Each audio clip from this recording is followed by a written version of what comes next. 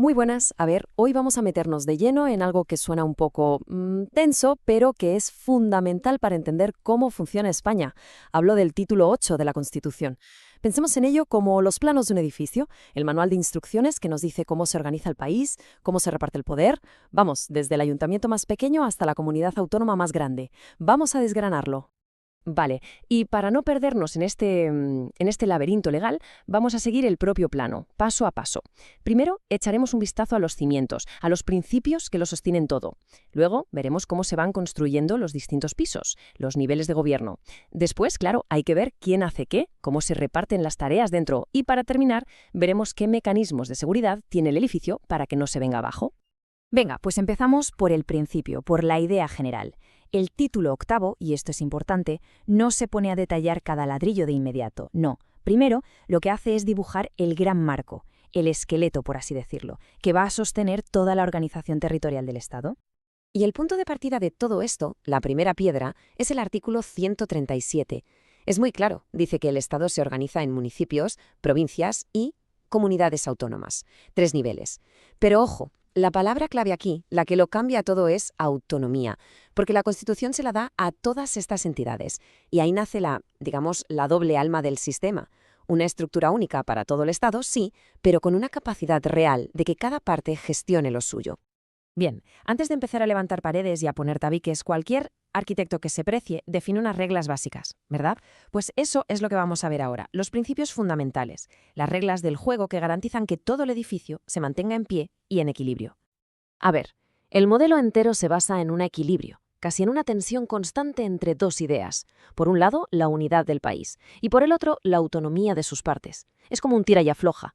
Y para que esa tensión no rompa la cuerda, la Constitución mete dos fusibles de seguridad. El primero es la solidaridad, para que no haya unas regiones súper ricas y otras súper pobres. Y el segundo, la igualdad, que básicamente dice aquí nadie tiene privilegios. Es un juego de contrapesos muy, muy delicado. Venga, y ahora bajamos a ras de suelo, a los cimientos de verdad de todo el edificio. La administración local. Este es el nivel que nos pilla más cerca, el del día a día, el que pisa la calle. Es que el Estado literalmente se empieza a construir desde aquí, desde abajo del todo.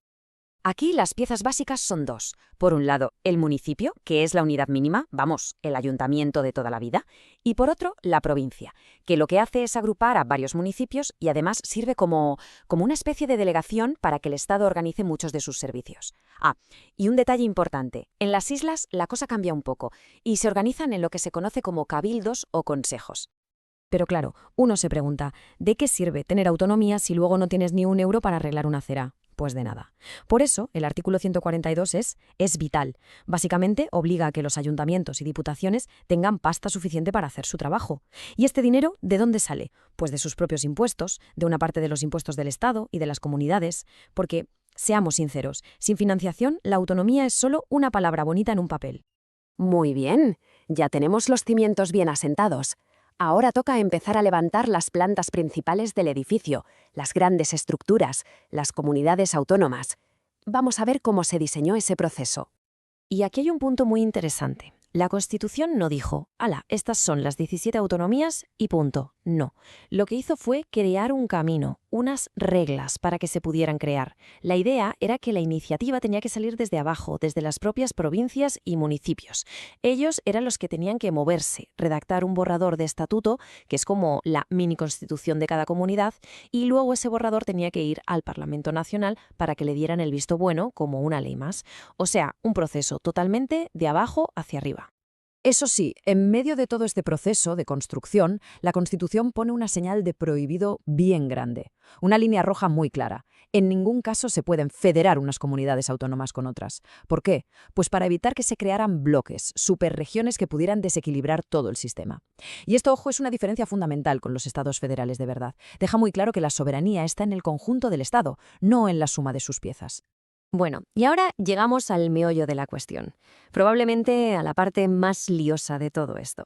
Vale, ya tenemos las comunidades montadas, pero ¿quién hace qué? ¿Quién se encarga de los hospitales y de los colegios y de las carreteras? Vamos, ¿cómo se reparte el pastel? Pues esa es efectivamente la pregunta del millón. Y la Constitución intenta responderla con algo que parece un poco un catálogo, un listado enorme de competencias. Vamos a intentar entenderlo. A grandes rasgos, el sistema funciona con dos listas. Por un lado, una lista de cosas que son exclusivas del Estado, sí o sí. Son las que aparecen en el artículo 149. Hablamos de defensa, de relaciones exteriores, de la moneda, vamos, lo que afecta al interés de todos. Y por otro lado, hay otra lista, la del 148, con un montón de competencias que las comunidades podían coger para ellas desde el primer día, como el turismo, la agricultura o la asistencia social. Pero claro, en la vida real no todo es blanco o negro. Hay una zona de grises enorme y ahí es donde están muchas de las cosas más importantes.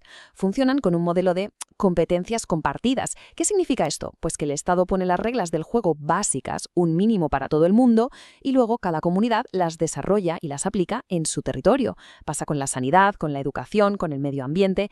Es de verdad un auténtico encaje de bolillos legal para que todo cuadre. Perfecto. Ya tenemos la estructura, el reparto de tareas, pero para que toda esta maquinaria tan compleja funcione, hacen falta dos cosas que son de cajón. Primero, dinero para pagarlo todo. Y segundo, alguien que vigile que nadie se salte las normas. Finanzas y control. El tema de la financiación, como es lógico, es crucial. El sistema es una mezcla de varias cosas. A las comunidades les llega dinero de varias fuentes. Se quedan con un pellizco de los impuestos que recauda el Estado, tienen sus propios impuestos y tasas, reciben transferencias del Estado, sobre todo para eso que hablábamos de la solidaridad, y luego pues también pueden sacar dinero de su propio patrimonio o como todo el mundo pidiendo un crédito.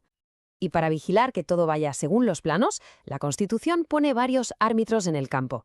Por un lado está el Tribunal Constitucional, que es como el VAR. Revisa que las leyes autonómicas no se salgan de la Constitución. Luego está el Gobierno Central, que supervisa algunas cosas. Los jueces de lo contencioso administrativo, que controlan el día a día de la Administración. Y, por supuesto, el Tribunal de Cuentas, que es el que mira con lupa en qué se gasta el dinero. Un sistema de frenos y contrapesos en toda regla. Y finalmente, la Constitución guarda un último as en la manga, una especie de mecanismo de emergencia. Es el famoso artículo 155. Está pensado para situaciones muy, muy excepcionales, en las que una comunidad autónoma actúe de una forma que perjudique gravemente al interés general de España. Solo en ese caso, el Gobierno, y siempre con el permiso del Senado, puede tomar las medidas que hagan falta para obligar a esa comunidad a cumplir la ley. Es el mecanismo de cierre de todo el sistema. Así que, en resumen, este es el gran plano que se dibujó en la Constitución del 78. Un modelo de descentralización que la verdad es bastante único en el mundo y que se diseñó para intentar encajar la enorme diversidad de España dentro de un proyecto común. Y la pregunta final, la que queda flotando en el aire después de ver todo esto, es ¿y qué tal ha envejecido el diseño? ¿Este plano de hace más de 40 años sigue siendo la mejor herramienta que tenemos para los problemas de hoy? Bueno, esa es una reflexión que desde luego da para mucho.